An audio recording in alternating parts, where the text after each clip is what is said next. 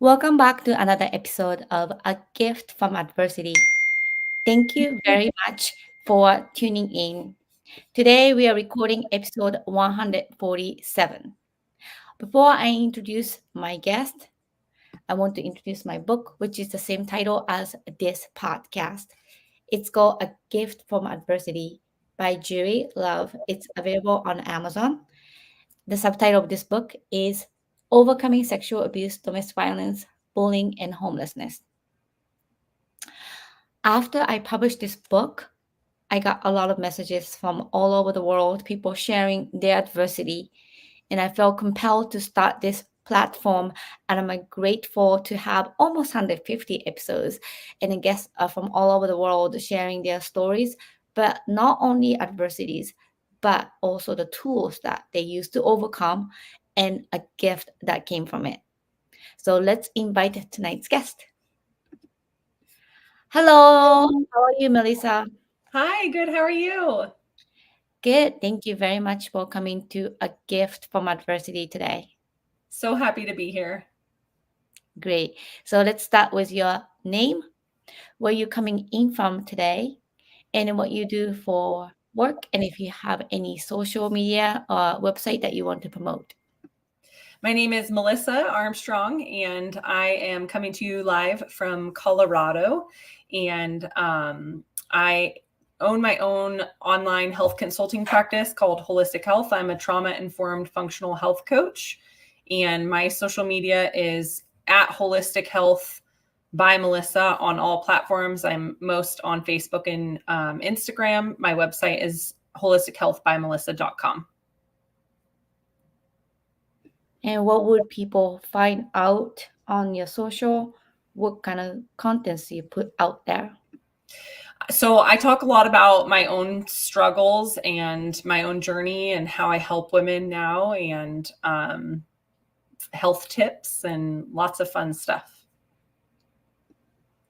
Great. So, Melissa, let's dive into first question, which is the adversity. So, can you tell our audience what was your adversity? Yeah, that's a loaded question. My adversity is so I came from a very abusive environment. My parents were both addicts and abusive. My dad was very physically abusive toward my mom. They kind of did everything that came along with all of that, like low income, lots of people in and out of the house, periods of homelessness, government assistance for food. We sometimes didn't have food. My mom wanted to get clean. My dad didn't. So they ended up doing the back and forth thing together, broken up, and then finally divorced when I was about 6, and my dad left and never came back. My mom, as a result of her own experiences and hardships as a kid and through her adult life, had a lot of like unresolved trauma and wounds that she didn't deal with. So when my dad left, was just completely overwhelmed and became very like verbally abusive to us. And then when I was 11, I was molested by a friend's grandfather. And then when I was 15, there was a school shooting at my high school. I was very close to the shooter. He was a friend of mine. He was at my house the night before it happened. Lots came from that, just like mental health struggles and all of the things that you would expect came from that. And then when I was 18, my brother, who was 5 years older than me, was killed in a tragic accident right in front of me. So after that, there was a period of time where I just really, my health, both physically, mentally, emotionally, just was at its absolute worst. And I experienced a lot of like physical symptoms, panic, nightmares, insomnia, digestive issues, rashes, headaches, you name it. I was really, really, really unwell until my mid 20s, I would say. Well, Melissa, thank you so much for sharing all these adversities. And let's dissect from your childhood before 6. What do you remember when you say about abuse? Like what kind of abuse? Was that physical, sexual, Yeah. emotional, verbal? Do you remember? Yeah. My dad was very, he was, um, he was an addict. And then he also had a lot of like diagnosed mental health issues. Like, um, he had like borderline personality and severe depression and was very physically abusive toward my mom. He didn't hurt me and my sisters, but he did beat up my mom, like right in front of us, like in the living room on a regular basis. Um, and he was also very physically abusive toward my brother because my brother had a different dad. He never was abusive toward myself and my sisters, but yeah, I remember that. I remember them just fighting all the time. My dad was always angry. He was always yelling. Um, he was always just beating up my mom. And they were both using, so they had a lot of people in and out of the house. There was a period of time where like we didn't have a table in our kitchen. We would just eat on a suitcase because that's all we had. My parents would be, out in the garage or up, closed behind closed doors and tell us not to bother them for, I mean, in my memory, it feels like days at a time, but I mean, it was probably hours, maybe I would suspect. But yeah, that's just kind of a chaotic, unhealthy, unsafe environment is what I remember. And that was before 6 or after your dad left? Did it continue that kind of lifestyle? My mom got clean when my dad left. So we didn't have, I guess, like, because they were using drugs, like there was constantly like people in the house. I do remember that, like revolving door of people all the time. So like that I feel like didn't happen after my mom got clean, but we were still very low income. My mom struggled to pay bills. My older brother was always in trouble, so she was kind of always dealing with him. And then one of my younger sisters has Down syndrome, so she was really always like dealing with one of the other kids, and just really low income. And as a result of her own traumas and things that she hadn't dealt with, she was emotionally unavailable to us and very verbally abusive. When she was like physically present, she was just really verbally abusive. And she used to yell at us all the time and call us names and, curse at us all the time and tell us to leave her the F alone and that kind of stuff. And you mentioned about molestation. Friend's grandfather, who was it? Yeah, it was a friend of mine's grandfather. Yeah. And how old were you? About 11. And what happened? Like, were you alone with him, or like, was he taking care of you? Or?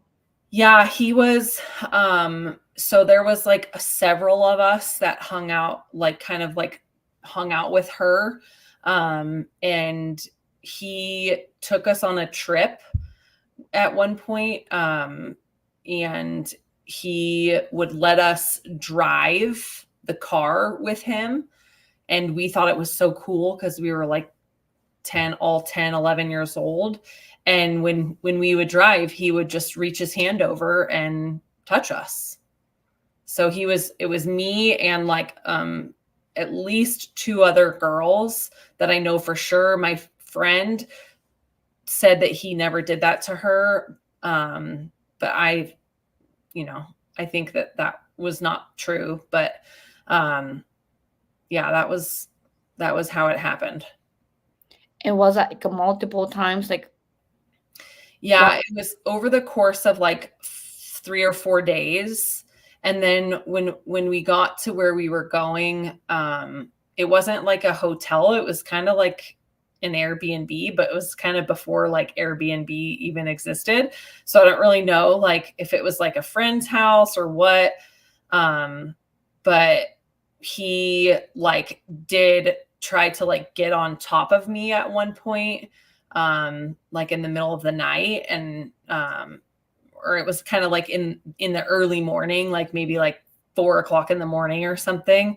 And I just kicked him and then he stopped, but, there was never anything else. And then we went home shortly after that and I told my mom. So it was just that weekend. It wasn't like an ongoing thing. Did your mom confront him? Yeah, my mom called the cops. My mom called the police, and he ended up getting like prosecuted by the police. And he actually had custody of my friend and her younger brother, and they took them out of the home. And I actually never saw her again as a result of that because she went into they went into foster care. And then, yeah.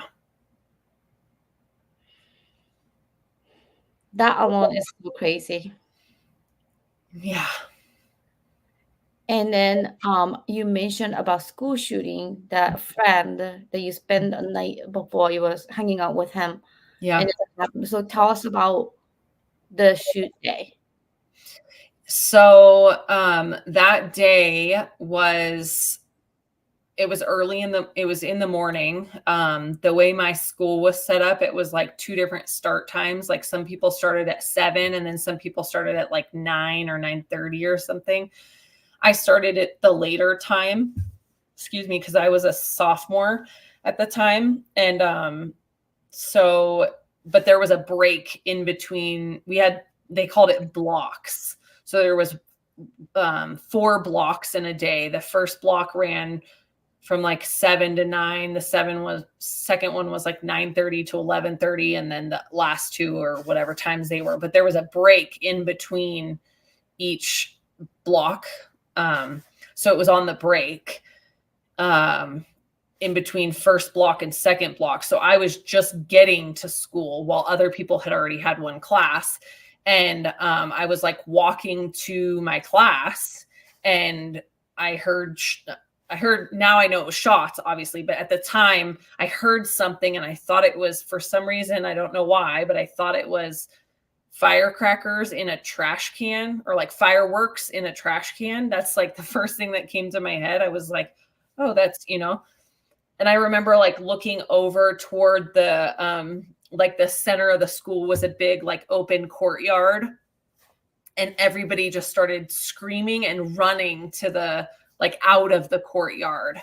So I quickly realized that it was like not fireworks in a trash can and that there was danger. And so I just ran to my class, to my first class. And there was a handful of us that got into the classroom. And then there was like a couple teachers in the classroom too. I was actually, that first class was peer counseling. I was a peer counselor. So I would like meet one-on-one with like other students and like help counsel students. So there was like it was like in the school counselor's office. And so there was a couple people in there and adults, and they barricaded the door. And we basically just waited until one kid that was shot wound up in that room with us. So he was bleeding. And yeah, they barricaded the door, and then we just waited until the police came. And when the police came, they evacuated us, and we all had to like walk out, with our hands up. They all had the rifles pointed at us while we exited the building. And then we walked across the street there's a grocery store across the street. We walked across the street into the parking lot and basically waited for our parents to come pick us up. And that's when I found out that it was my friend. I didn't know anything about the shooting beforehand, but there was some other people that knew about it. And a friend of mine, so he was at my house the night before. There was 5 of us hanging out the night before. Him, his friend, and then me and two of my girlfriends. One of my girlfriends went to a different school. And so when we got across the street, and it was 2001, March 5th, 2001. And it was before like everybody had a cell phone. So like I was 15, I didn't have a cell phone. I still had a pager. But I was able to, I was able to use somebody else's cell phone to call my mom. She had already heard about it and was on her way to come to the school. And then when she got there, she had a cell phone. So I called, I forget like if I called my friend or if my mom said like, she's trying to get a hold of you or something. I don't remember exactly how or why, but I wound up on the phone with her in the parking lot and she told me, Melissa, it was Andy. And I was like Andy got shot? And she's like, no, he was the shooter. It was him. And I just like was completely shocked. I did not see it coming at all. 2 people were killed and 13 people were shot and wounded. Where was this? It was in California, Southern California, San Diego, Santee, California. Wow. Yeah. And he ended up surviving. He didn't get killed by the police. No, he's still in prison. Wow. Yeah. He tried to call me a couple times after the shooting. From prison? Yeah. That was kind of crazy. Did you get to talk to him? You know, I don't really remember if I ever talked to him. I think I might have actually talked to him once or twice. I think my mom asked me like, do you want to talk to him? And I was like, I mean, I don't know, I guess. And I feel like I might have talked to him once. And then I said, I can't, like, this is too emotional. I can't talk to him. Cause he wanted me to like be his friend, you know, like he wanted me to, he was like, you know, like wanted to like talk about the weather and like, you know, like it was, and I was like, no, you just like killed people and like destroyed a bunch of people's lives, you know. I feel bad I do have some empathy for him because I understand like how difficult his life was, but like also he killed people. So it's twisted. I can't be his friend. And you mentioned about your brother. You lost your brother in front of you. Yeah. What happened? So when I was 18, my brother was 5 years older than me. So he was 23. I got home from work and he was, so I got to my mom's house. I was,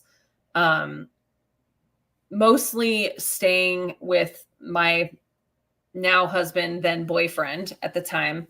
But I would go to my mom's house and like grab clean clothes and sometimes like eat or shower or something like that. So I was done with work, went to my mom's house to pick up clothes.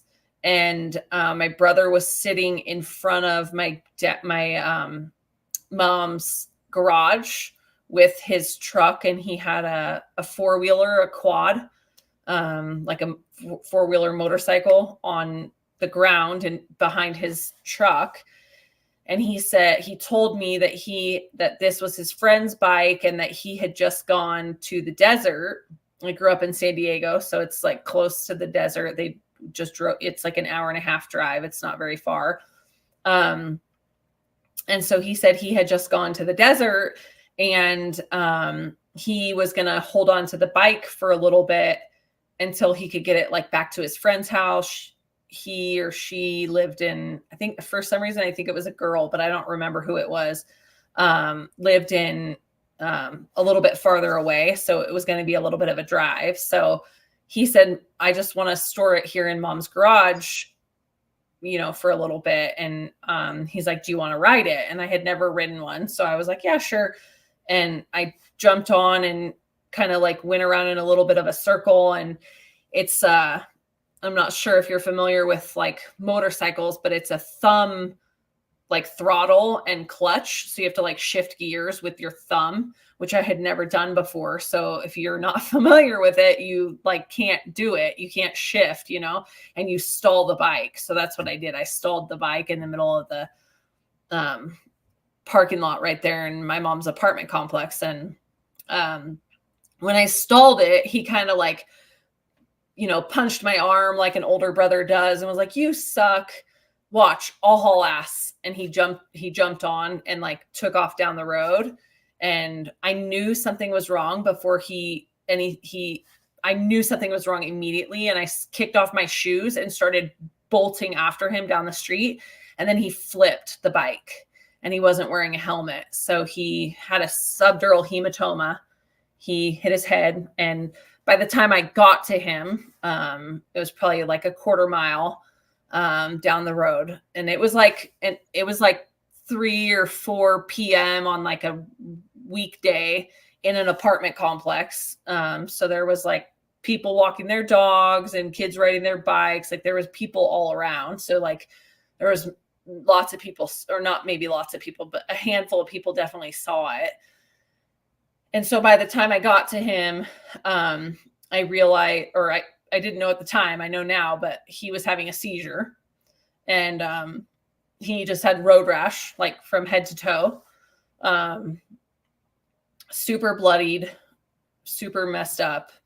And I was like screaming, and there was another woman, like an adult woman, like tried to pull me away from him. And like, I was kind of like trying to like physically fight her to get back to him. And I was like screaming for somebody to call 911, and somebody eventually called 911.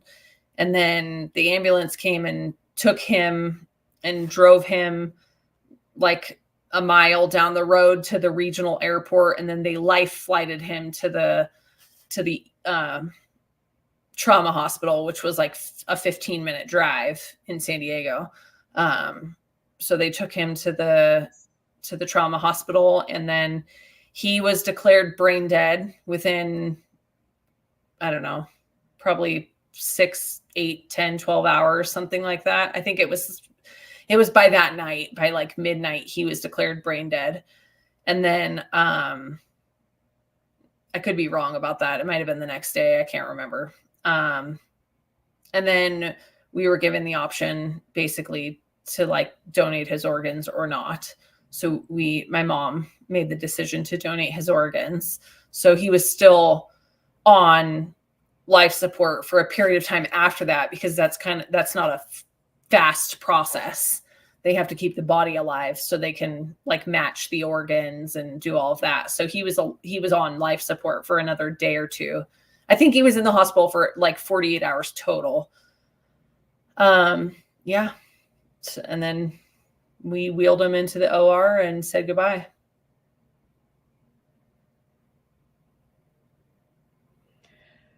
Wow.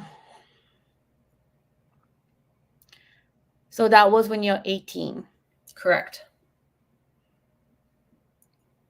So a bunch of things happened before 18. How about between 18 to now? So yes, like other adversities or? Yes. Well, really from the time that I was about 18 to about like 23, 24, when my brother died, I made the decision that I wanted to be a nurse. So I started pursuing nursing school. I guess you could say that that's an adversity in itself, because it's a challenge to go through nursing school. But I was also really struggling with my own health at that time because of all of the emotional stuff that I had been through. I really hadn't like processed through any of that trauma. I hadn't, my mom, after my brother died, my mom nearly killed herself. Like she had always been depressed, but she was just in a really deep, dark depression and basically gave up parenting.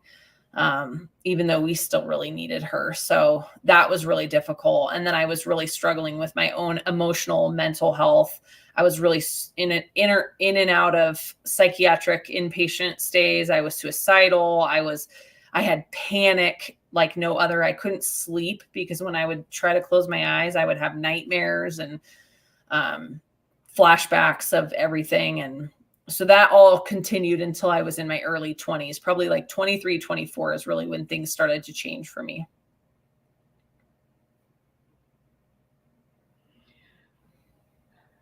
Each of these adversities that you shared with us today, even just one thing that happened to somebody, that could really mess somebody's life up. But you had multiple layers of the abuse, addiction, seeing the domestic violence in front of you, and sexual assault against you, and school shooting, witnessing the death of your family. That's mouthful of trauma that you said it wasn't really fully addressed. And then um just to let you know, as a fellow child sex abuse survivor, that alone can completely mess your brain up.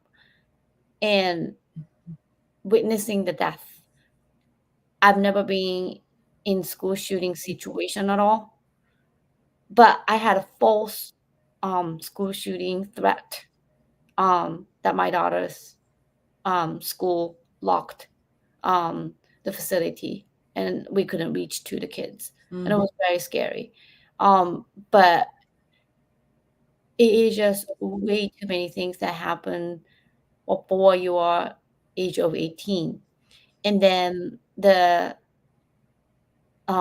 psychiatric part of it, like the depression and panic attack and nightmare, and then suicidal thought. Can you describe a little bit to our audience, now you look back, when you are having this panic attack, how does it look like? Oh gosh, that's a great question.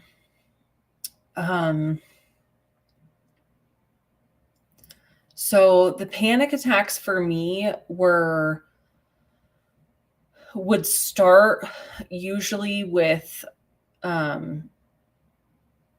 like, I think in the moment I didn't realize it and recognize what it is, but I kind of understand it now. So I think how it would start was rumination. I would start to ruminate about whatever it was. So like a negative thing that happened in that particular day, maybe, or ruminating about my brother's death, or, and then once I would start to ruminate about one thing, it would kind of like spiral. And then all of a sudden I would like catastrophize and like, we'll see, like, so this one bad thing happened today, but then also like all these other bad things happened. And then now that means that other bad things are going to happen in the future. And I would just spiral to the point where like it would take over my thoughts. Every waking thought was negative and was like,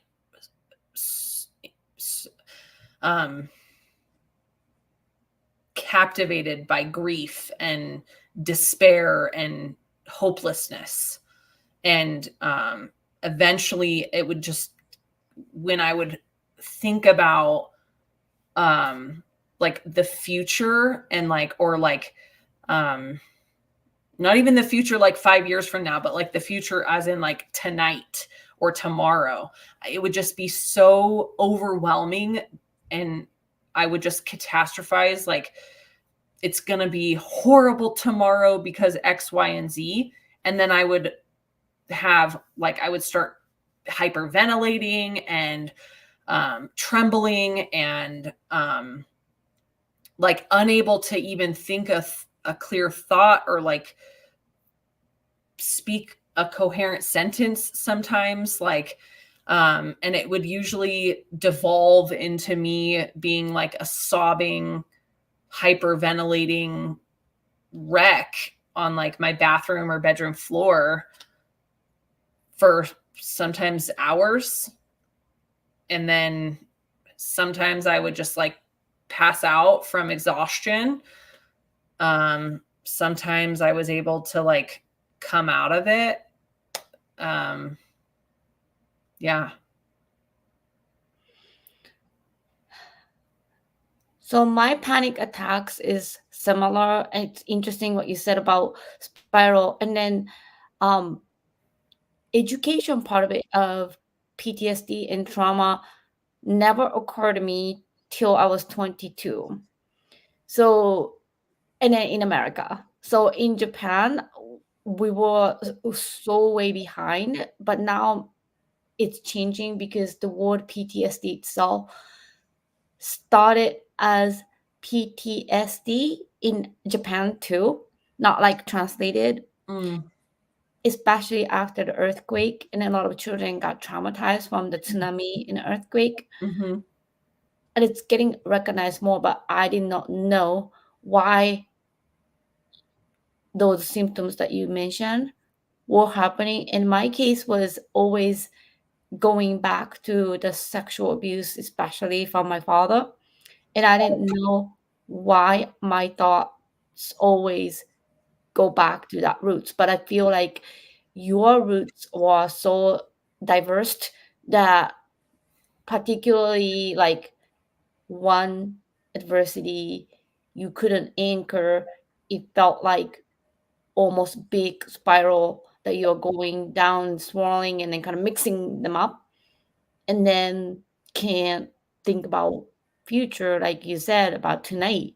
Um, can't speak, and that happens to me sometimes when I'm having a panic attack. I can't speak English because it is not my mother language. However, I'm a journalist and I've written like over 600 articles. I just can't. Like it just like short fuses and I just can't translate anymore. Or sometimes I can't even like make up. And then the thing that you mentioned about crying on the floor in the bathroom, I've done that. And then I don't know how many hours, I don't know how many years I've lost doing that. But in the middle, to be honest, I know you grew up in America and I grew up in Japan, but I think the adversity and then how the brain works is universal. And I feel like doing this podcast, learning a lot more from other people's um, scenarios and the panic attack, how it looks like, is really, really universal. Yeah, that's interesting. I bet I would agree with that. I mean, I haven't done as many, obviously, talked to as many people as you have, but I have heard from other people who've experienced it, and it seems like it's kind of all the same sensations. Yes. Well, thank you so much, Melissa, for diving into all these adversities and being so vulnerable and honest with us. Let's Yeah. dive into the second question, which is my absolute favorite part of the podcast. And then before we move forward, I just want to say I'm very, very, very extremely sorry about everything that happened to you. And I heard you, and then I'm sure audience heard your story, and truly appreciate you. Now, the second part of the question of this podcast is the tools that you use to overcome. And what I love about these tools that audience also had told me that it's really applicable and it's not from internet, it's not from the book, it's from the real person who went through hell and came back. So how would you say, I know you're a nurse, I know you know a lot of knowledges, but what would you say some of the top tools that you applied that truly worked for your case? The very first thing that I tried that helped and what pulled me out of it was meditation. When I was about 23 or 24, I was having dare I say, daily panic attacks. Just absolutely so unwell in every sense of the word. I hardly slept at all. I was very, very physically unwell. I had often had like rashes on my body. I had horrible headaches. I had digestive issues. I was irritable, depressed, panic, insomnia, all of the things. And in the midst of a panic attack, or I think it was kind of toward the end of a panic attack, my now husband, then boyfriend, asked me if I had ever considered trying meditation. He said, because he said very lovingly to me, he said, you seem like you just need to like calm down. You can never calm down, and you need to calm down. Like, I've heard meditation could help that. Maybe you should try that. And I did. And I don't know why, and I don't know like how I was able to make it stick. I think we actually just had this conversation. I just talked to him about this morning, because I wondered if I've been telling this story a lot on podcasts, and I wondered if he remembered it the same way I did. And he kind of does, but he sent me some video from YouTube. And so this is like 2000, maybe like 2010, 2011. And he sent me a video on meditation, and I found Deepak Chopra is a big like guru. He's an Indian who does a lot of like meditation stuff, and I don't know if he still does it anymore, but he used to have this thing called the 21-day meditation challenge, and it was free, and you would sign up on his website, and he would send you in an email a little 15-minute meditation every day for 21 days. And they say it takes 21 days to form a habit. So I did that. And I think it was like, I think serendipitously, it just happened to be like, I like learned about meditation. And then like the next day or 2 days later, it was like one of his things was starting. So I did that for 21 days. And I realized for the first time in my whole life that I could actually feel a sense of calm. And I had no idea why. And so I just started consuming a lot of that content, like on the internet, and reading about it and trying to understand like, what is meditation? Why does it work? And then like something that you said earlier about like not, 10 years ago, trauma was not talked about the way it is talked about now. So it was like really just like kind of diving into like PTSD and what can PTSD do to your mind and your body, and like how does meditation work for those types of symptoms. And I really started consuming a lot of it, and that's really what pulled me out of that deep, dark place, was meditation, and just finding a way to calm my nervous system down just sometimes. And then I started using that tool and the tools that I was learning while I was meditating. And I was learning a lot about different types of meditation. And I started, with Deepak Chopra, his 21-day meditation challenge was all like guided meditations, but I started doing other types of meditation and learning about other types of like nervous system regulation techniques, like EFT, emotional freedom technique, tapping,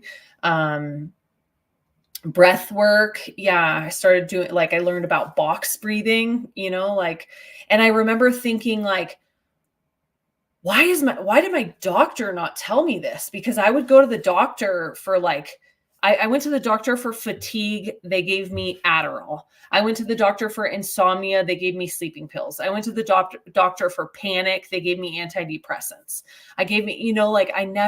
They never told me about nervous system regulation. Never. And I remember thinking like, why is my doctor not telling me about meditation? And yeah, I just started learning about all of that. Eventually, I learned enough to know that like counseling and specifically EMDR could be really helpful for trauma. So I did some EMDR for a period of time.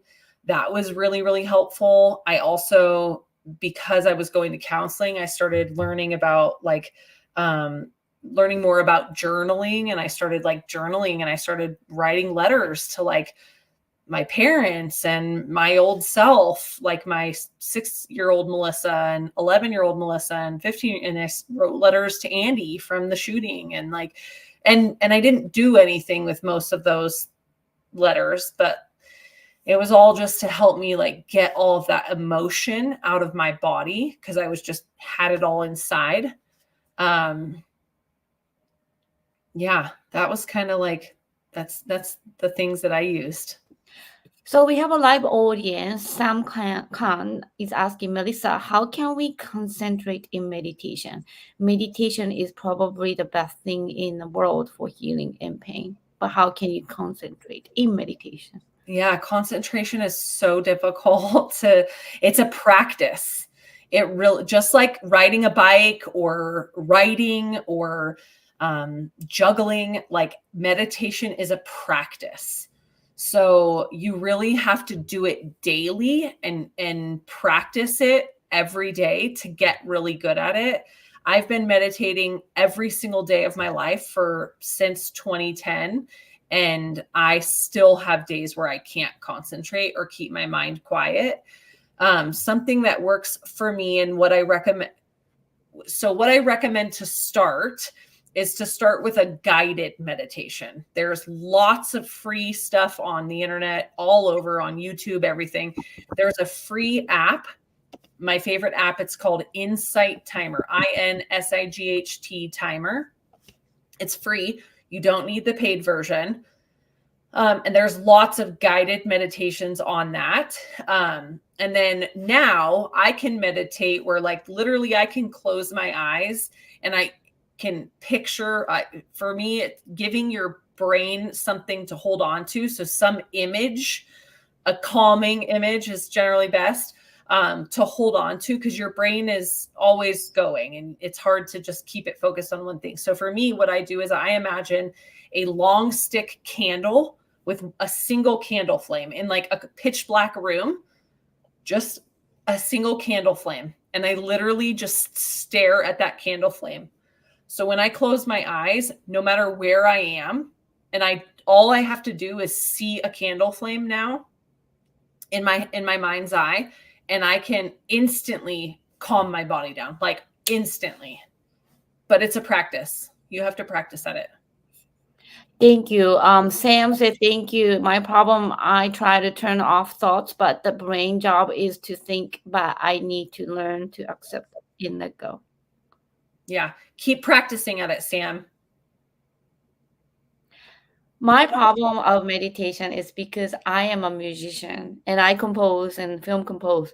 So I start to analyze the music production and I can't really focus on like meditation part of it.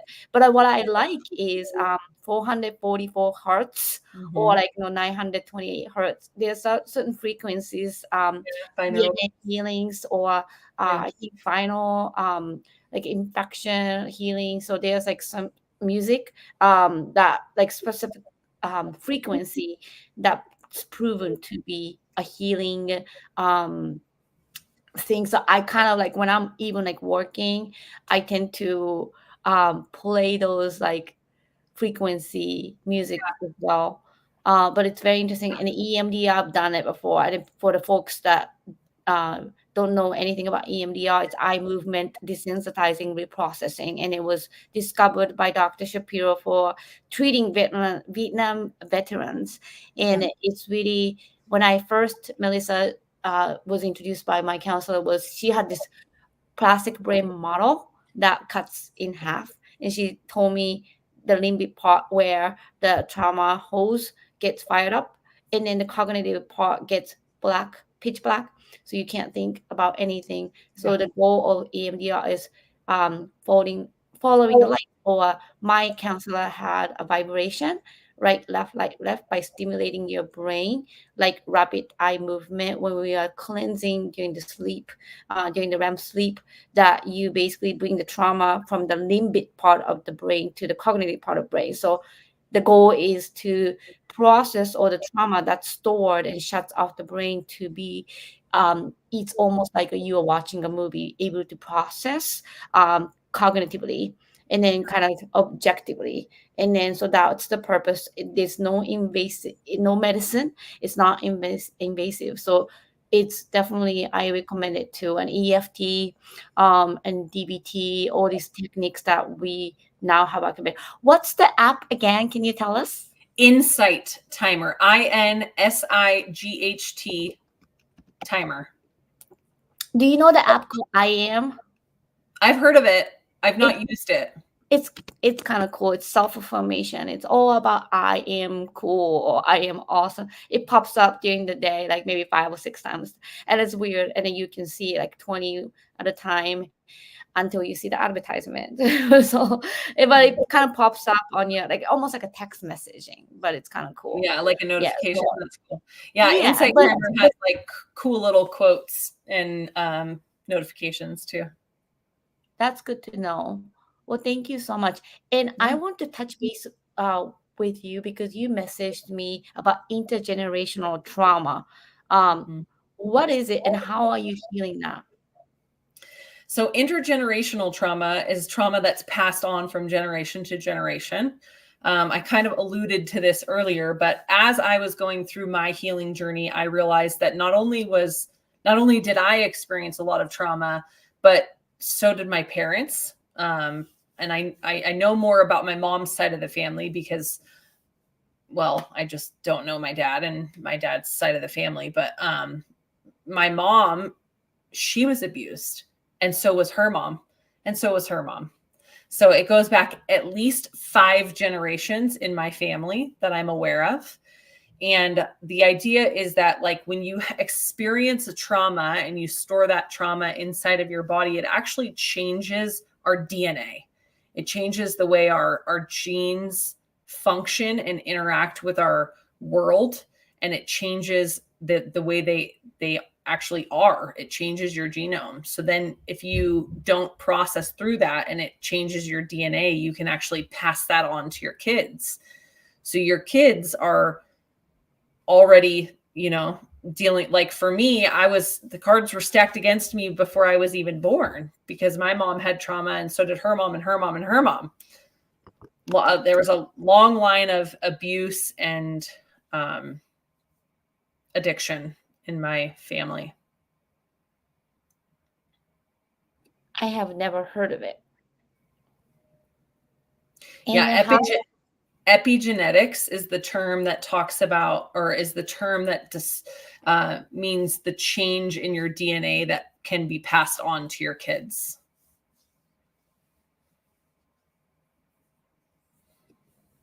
are you combating with this epigenetic thing that's like Yeah. awful? Yeah, the way to combat it is to heal yourself, really, and that's how we break the chain. We break the cycle. You have to heal yourself so that you don't pass on that trauma to your kids. And you heal yourself by dealing with those emotions, regulating your nervous system, healing your mind, your body, your spirit, finding joy, finding peace. I feel like sometimes um we talked a lot, and then you talked about psychosomatic symptoms that doctors seem to not know why. I had a thyroid issues since 20, hyper and hypo medication, all that stuff, and then learned that there's a throat chakra, that is not Yeah. able to express because of I was shut down Yeah. after the sexual abuse. Now, how are you fighting against Western medicine versus the nerve system that you learn about, box squaring, like no, versus medication that you are kind of leaning towards the nursing, which is the Western medicine way, give medication, treat them, instead of like really looking into the root and then um, applying all this natural method. How are you healing or fighting against the system with a holistic health content creator as well? Yeah. So I have my own online health consulting practice. So I help women who have experienced trauma and intergenerational trauma and have um, psychosomatic and or physical symptoms as a result of that. I help them learn to heal their mind, body, and spirit. So I use all natural methods. I use a root cause approach. So I use functional medicine lab testing, so specialty lab testing to identify imbalances in the body, completely dependent on an individual's story. So I do a thorough intake, evaluate what's going on and what their symptoms are and where the imbalance in their body might be. And then from there, we decide to run some specific labs to target and identify that particular imbalance. Once we identify that imbalance, we use natural methods. Sometimes there are some supplements involved, but I don't believe in lifelong supplements or lifelong pills for anybody. So really work to use natural methods. So like lifestyle, stress management, detoxification, nutrition, that kind of stuff to really decrease the overall inflammation in the body, rebalance the body so that the body can heal. Because I believe that the body is inherently designed to heal. Just think about it like when you cut your hand, like you don't have to think about fixing that. Your body just does it. I think the rest of the body is no different. You just sometimes have to identify those imbalances, rebalance the body, and then allow the body to do what it's made to do, which is to heal. Very interesting. One of the audience asks, have you heard of James Nestor or Jordan Peterson? I love Jordan Peterson. I've never heard of James Nestor. Who's Jordan Peterson? He's a Canadian. Gosh, is he a psychologist? I don't think he's a psychologist. Oh yeah, he is. I think he used to be a psychologist. Now he really just does. He's written several books, and does a lot of speaking tours and talks a lot about like trauma and psychosocial dynamics and interpersonal communication. And he's fascinating. He has a lot of fascinating stuff. His books are phenomenal. Well, thank you so much. So, Melissa, let's dive into the last question, which is a gift that came from the adversity. So, can you tell our audience what's the gift that came from the adversity?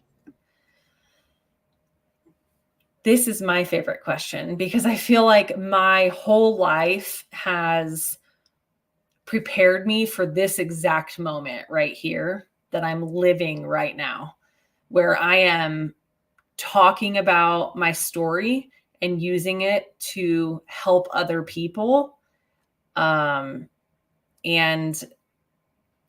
also continuing to heal myself.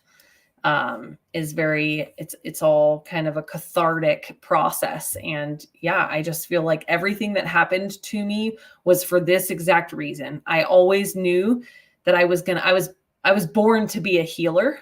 And that's why I became a nurse 14 years ago.